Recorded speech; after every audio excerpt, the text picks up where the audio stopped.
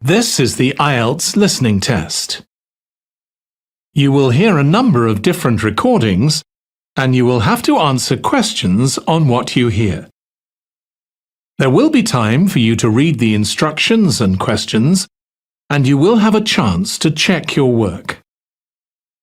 All the recordings will be played once only. The test is in 4 parts. At the end of the test, you will be given 10 minutes to transfer your answers to the answer sheet. Now turn to Part 1. Part 1. You will hear a phone conversation between an estate agent and a woman wishing to rent accommodation. First, you have some time to look at questions 1 to 10.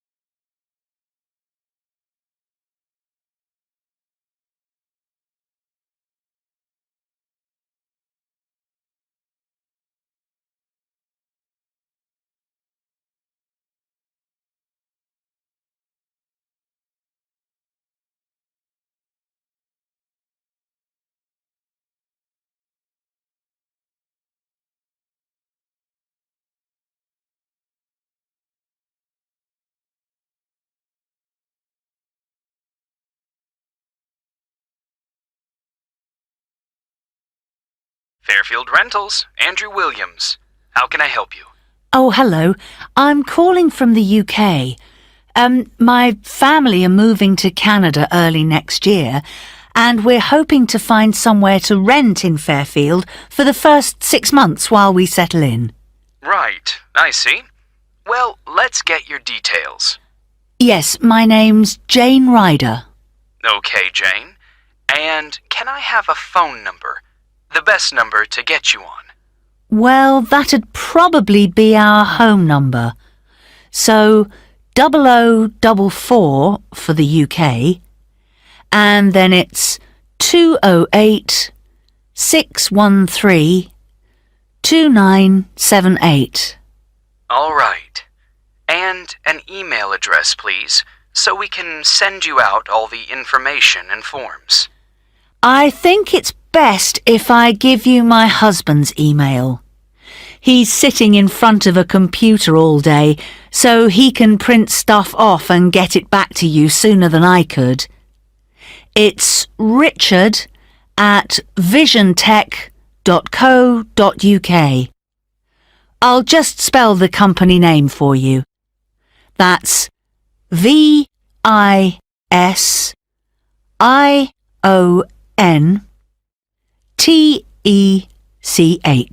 Great. And we have a question here about occupation. Richard's an IT specialist for an advertising company. They're transferring him to their Fairfield branch. Actually, just your job for now, thanks. Me? I'm a doctor at the hospital in our town. Okay, I'll put that down. Now, what kind of accommodation are you looking for? House? Apartment? An apartment, probably, as long as it has 2 bedrooms. There'll be me, my husband, and our 10-year-old son. And so with an apartment, you're less likely to get a garden. That's okay. But what about a garage? Is that something you'll want the apartment to have? Yes, that's definitely important. Okay, just a moment. I'll just make a note of that. But, before we go on, I should probably say now that what we don't need is any furniture, because we'll be shipping all that over, and I don't really want to pay for storage while we're waiting to buy a house. Not a problem. I'll make a note of that. Actually, though, Just thinking about the kitchen, what can I expect from a rental property? I mean, what kind of equipment is provided? Well, the normal thing is that you get a stove. I think that's a cooker in British English. OK, good to know. But how about a fridge? We'll be selling ours before we come, so if possible, we'd like the apartment to have one for when we arrive. I can certainly add that to the form. If there's any other whiteware that you need, like a dishwasher, for example, there are plenty of stores here that'll arrange delivery on the same day as purchase. Thanks. Hopefully we won't need to buy too many things. Now, how about location? Have you done any research into the Fairfield area? Not that much so far. Well, you mentioned you have a boy. I imagine you'd like to be fairly close to a school. Good idea. That would help. What's public transport like in Fairfield? Is it easy to get around? The bus service is pretty comprehensive. There are plenty of local routes, services into the city and out of town.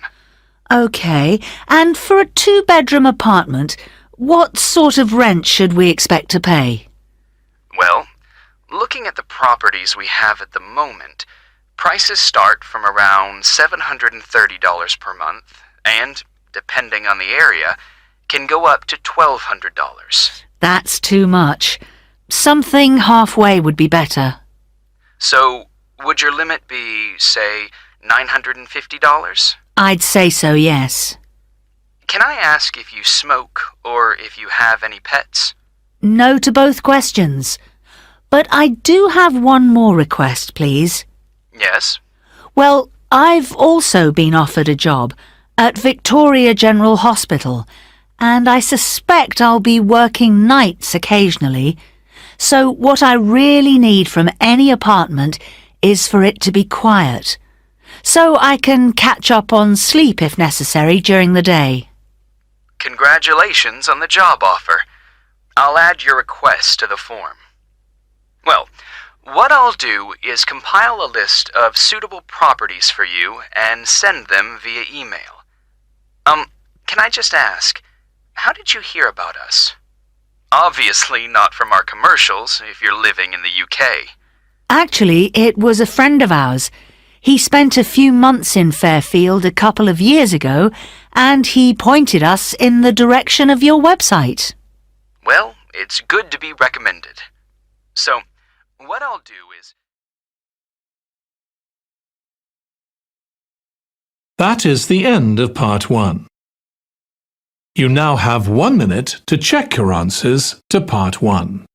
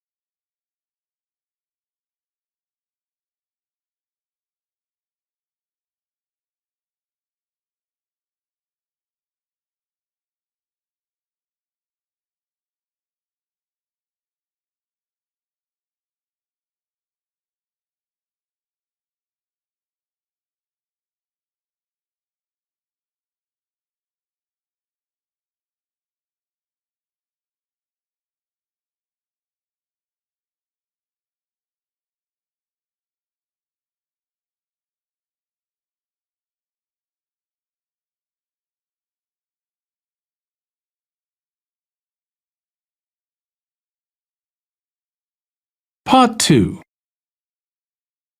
You will hear a police officer giving advice on protection against local crime. First, you have some time to look at questions 11 to 15.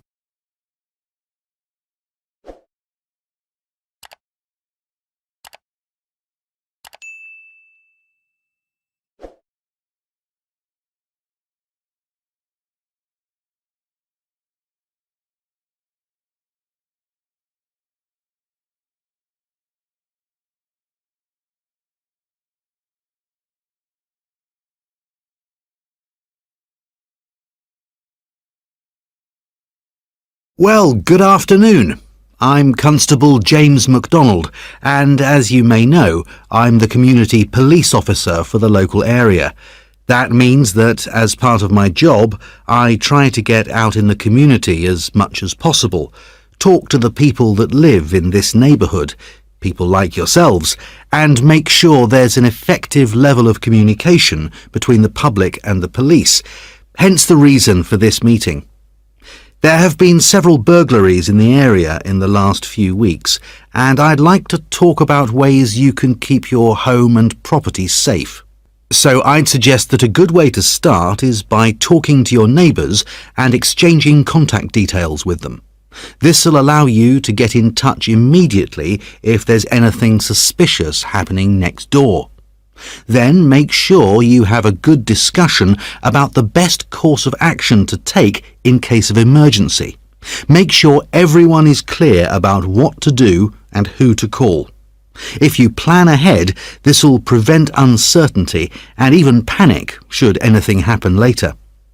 Another thing that I would advise you to do is always leave your radio playing, even when you go out. And if you keep your curtains closed, burglars are less likely to try and break in because they can't be sure whether someone's home or not. Now, none of us want to be in the situation where we can't get into our own home, but do take time to think where the best and safest place is to leave your spare keys. Putting them under the doormat or anywhere near the front door is just asking for trouble. You'd be surprised how many people actually do this, and it makes life really easy for burglars. All these things will help keep your community safe and will cost you nothing. However, if you are going to spend some money, what I'd recommend more than anything else is that you invest in some well-made window locks for your house. This will give you peace of mind. Before you hear the rest of the conversation, you will have some time to look at the questions 16 to 20.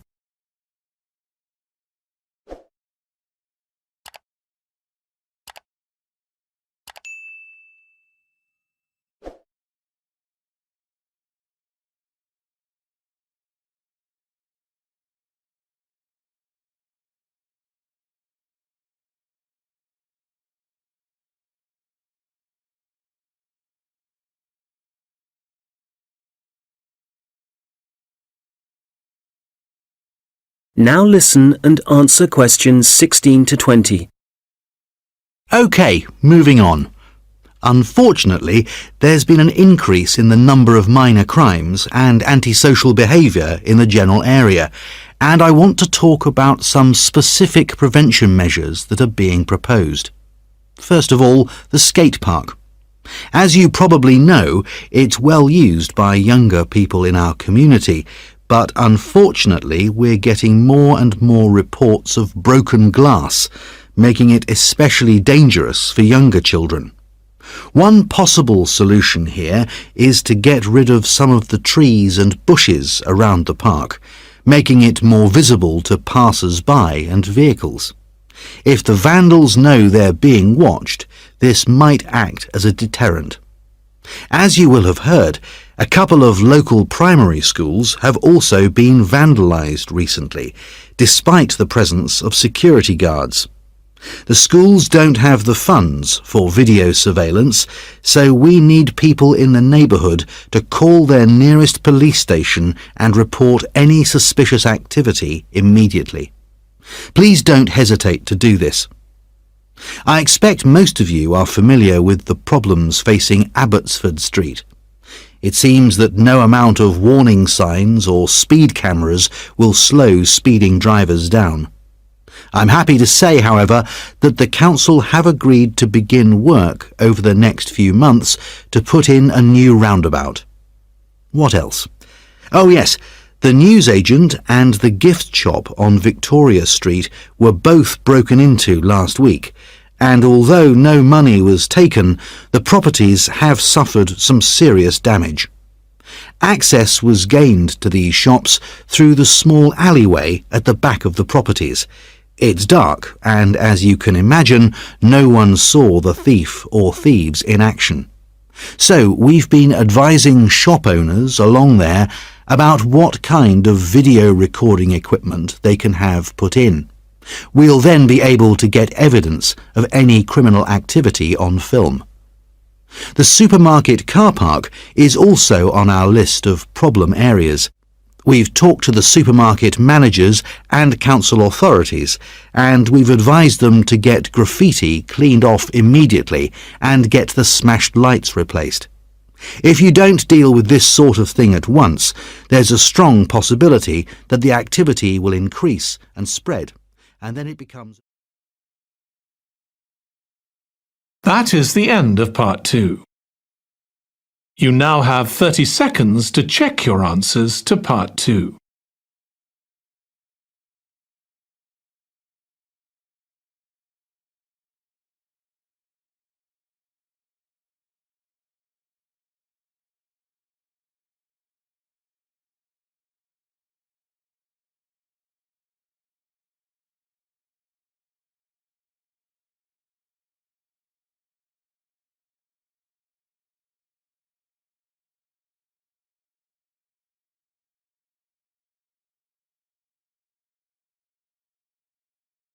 Part 3.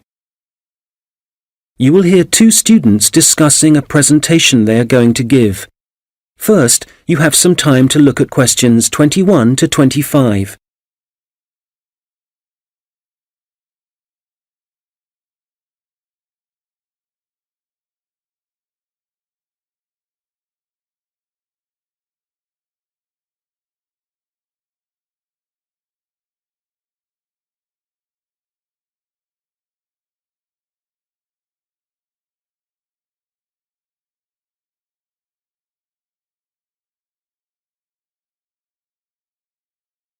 Hi, Robert. Hi. Sorry I'm late. I was just printing off some pages about food waste in Britain. Do you want to include Britain in the presentation? I thought we were concentrating on the USA. Well, it is a global problem, so I thought we ought to provide some statistics that show that. Fair enough. What did you find out? Well, I was looking at a British study from 2013. It basically concluded that £12 billion worth of food and drink was thrown away each year, all of it ending up in landfill sites. Over 8 million tons. And that wasn't including packaging. An incredible amount. Yes, and they were only looking at what households threw away, so there's no information about restaurants and the catering industry. But one thing the study did investigate was the amount of milk and soft drinks that were wasted, and I think it was probably quite unique in that respect. Interesting.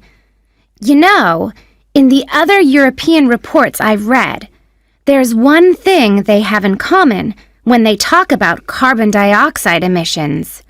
I know what you are going to say. They never refer to the fuel that farms and factories require to produce the food, and the carbon dioxide that releases? Exactly. We could really cut down on carbon emissions if less food was supplied in the first place. To my mind, the reports talk too much about the carbon dioxide produced by the trucks that deliver the fresh goods to the shops and take the waste away. They forget about one of the key causes of carbon dioxide. Absolutely. If the reports are actually going to be useful to people, they need to be more comprehensive. Who do you mean by people? Well, the government, industries, people making television programs. Have you seen any documentaries about food waste? Not that I remember. My point exactly. These days, they all seem to be focusing on where your meat, fruit, and vegetables are sourced from. We're being encouraged to buy locally, not from overseas. That's probably a good thing, but I'd still like to see something about waste. Yes, It's the same with magazine articles. It's all about fat and sugar content and the kind of additives and coloring in food, but nothing about how it reaches your table and what happens after it ends up in the bin. Well, we've only got 15 minutes for this presentation, so I think we'll have to limit what we say about the consequences of food waste. What do we want to concentrate on? Well, I know some of the other presentations are looking at food and farming methods and what they do to the environment, so I think we'll avoid that. And the fact that in some countries, people can't afford the food grown on their own farms. That was covered last term. Okay, we don't want to repeat stuff.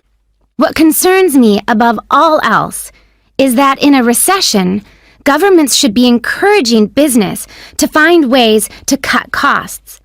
Apparently, supermarkets in the USA lose about 11% of their fruit to waste. That's throwing money away. All right, we'll focus on that problem. It should get the others' attention anyway. Now, how do you want to begin the presentation? Let's not start with statistics, though, because that's what everybody does. I agree. How about we give the other students a set of questions to answer about what they suspect they waste every day? I'm fine with that. Probably a better option than showing pictures of landfill sites. It'll be more personalized that way. All right. Now let's start.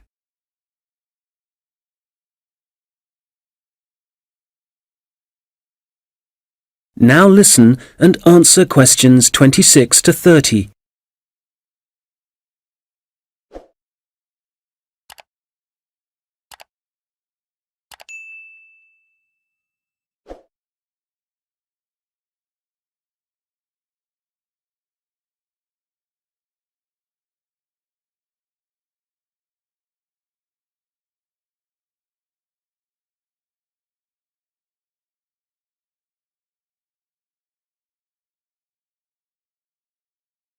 Okay, shall we now have a look at the projects that different researchers and organizations are working on? For me, the project I really liked was the one at Tufts University. You know, where they've invented tiny edible patches to stick on fresh foods that show you what level of bacteria is present, and so whether you can still eat it. It's a great idea, as it tells you if you need to hurry up and eat the food before it goes off. The other good thing about the patches is that apparently they'll be cheap to manufacture. Good. Then the other thing I thought was great was the Massachusetts Institute of Technology project. I hadn't seen that. Well, they've developed these sensors that can detect tiny amounts of ethylene. Ethylene is the natural plant hormone in fruit that makes them turn ripe, apparently. The researchers think that they can attach the sensors to cardboard boxes, and then supermarkets can scan the sensors with a portable device to see how ripe the fruit inside is. That's got to be a quicker way to check for ripeness than taking each box off the shelf and opening it. Definitely. And I thought that Lean Path was worth mentioning too. Their waste tracking technology means that caterers can see how much food is being wasted and why. That'll increase profits for them eventually. Yes. And did you read about 0%? They've produced this smartphone application that allows restaurants to send donation alerts to food charities. The charities can then pick up the unwanted food and distribute it to people in need. In the long run, that'll definitely benefit poorer families in the neighborhood. No kid should go to school hungry. I agree. And I read that quite a few local governments in the USA are thinking about introducing compulsory composting in their states, so you can't put any food waste into your rubbish bins, just the compost bin. Well, I guess that means a bit more work for people. I mean, they have to separate the organic and inorganic waste themselves before they take it out to the compost bin, and you know how lazy some people are. But I guess if we all start composting, we'd be doing something positive about the problem of food waste ourselves, rather than relying on the government to sort it out. Having said that, not everyone has a garden. That is the end of part 3. You now have 30 seconds to check your answers to part 3.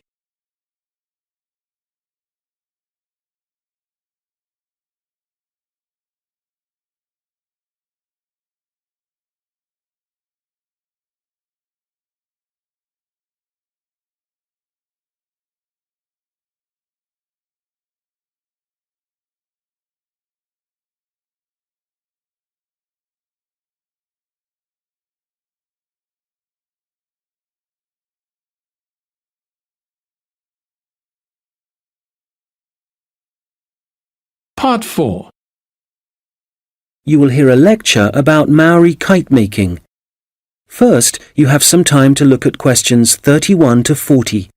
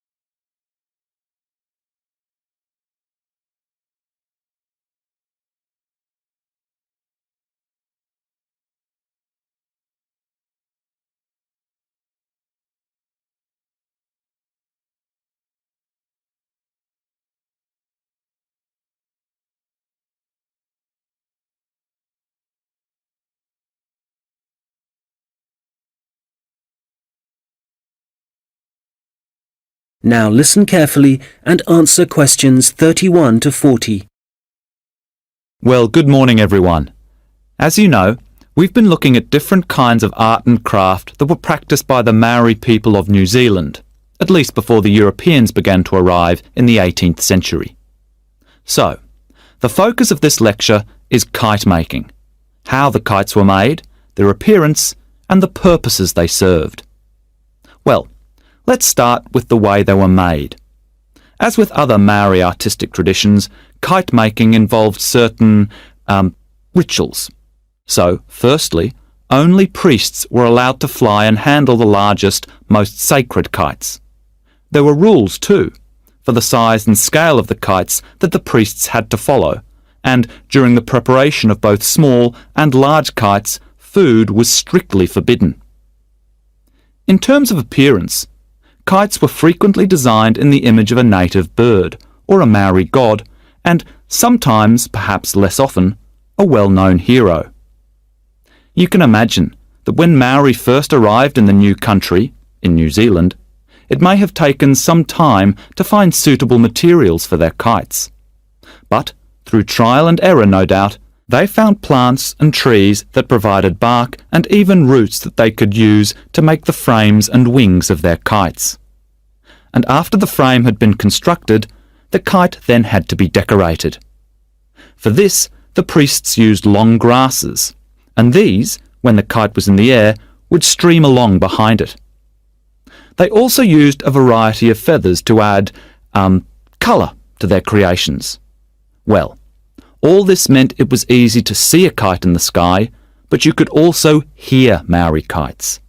They could be quite noisy indeed, and this was because some priests liked to hang a long row of shells from the kite. You can imagine how they'd rattle and clatter in the wind, how they might completely capture your attention. As I said before, the most common image was probably a bird, and that's the same for other kite-making cultures. But the kites were designed in particular shapes. So, there were kites that were triangular, rectangular, and also shaped like a diamond. and some of them were so large it would actually require several men to operate them. Some of the kites were also covered in patterns, and to make these patterns, the Maori used different pigments of red and black, and these were either made from a charcoal base or from red-brown clay which had been combined with oil obtained from a local species of shark. Now, before I forget, if you have a chance, do visit the Auckland Museum, because they have the last surviving Birdman kite on display. This is the kind of kite that has a wooden mask at the top of the frame. It's a mask of a human head, and you can clearly see it has a tattoo and also a set of teeth. Quite impressive, and a good example of Maori craftsmanship and symbolism. Right, turning to the purpose and function of the kites. They certainly had multiple uses. Primarily, the flying of kites was a way of communicating with the gods, and when the kites rose into the air, the Maori used them to deliver messages, perhaps requesting a good harvest, good fortune in war, a successful hunting expedition. So these kites were incredibly valuable to a community, treasured objects that one generation would pass to the next. People would also fly kites for other reasons. For example, to attract the attention of a neighbouring village. This was done when a meeting was required between Maori elders, a convenient method indeed. And finally, when it comes to war, there are traditional stories that describe how when a Maori warrior found himself surrounded by his enemies, a kite could actually provide the possibility of escape. The kites were powerful enough to take a man up into the air, and for this reason, they could also be used to lower him into enemy fortifications so that an attack could begin from the inside. Well, I'm happy to say there seems to be a revival and growing interest in kite making, and That is the end of Part 4. You now have 1 minute to check your answers to Part 4.